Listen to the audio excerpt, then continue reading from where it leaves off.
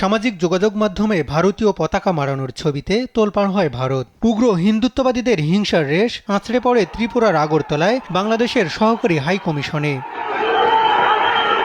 ভেঙে ফেলা হয় জাতীয় পতাকার স্ট্যান্ড, নিরাপত্তা দেয়াল। বিক্ষুব্ধদের হামলা থেকে বাদ যায়নি কর্মকর্তারাও। তবে সম্প্রতি সেই ছবি বিশ্লেষণ করে fact checking website rumour scanner জানায়, সম্পূর্ণ আর্টিফিশিয়াল ইন্টেলিজেন্স দিয়ে তৈরি করে মিথ্যা তথ্য ছড়ায় ভারতীয় এজেন্টরা। আদতে এর কোনো অস্তিত্বই ছিল না। ভারতীয় মিডিয়ার এমন তথ্য সন্ত্রাস শক্ত হাতে মোকাবেলা করার তাগিদ দিয়েছেন বিশেষজ্ঞরা।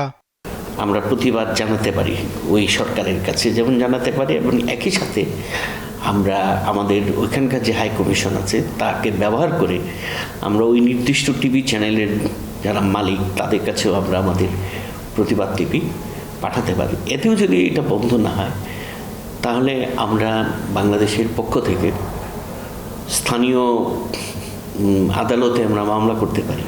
কেউ যদি আমার সার্বভৌমত্ব বা আমার আত্মমর্যাদা নিয়ে কে ক্ষতিগ্রস্ত করতে চায়, অবশ্যই আমরা তার প্রতিবাদ করব এবং শক্তভাবে তার প্রতিবাদ করব, যেটা আগের সময়ে ছিল না। হ্যাঁ, ভারতও যদি কোনো অন্যায় কাজ করতো, আগের সরকার সেগুলো শক্তভাবে প্রতিবাদ করতো না। আমি আশা করছি যে এই সরকার সেই অবস্থা থেকে বাংলাদেশের আত্মমর্যাদাকে তারা পুনঃপ্রতিষ্ঠা করবে।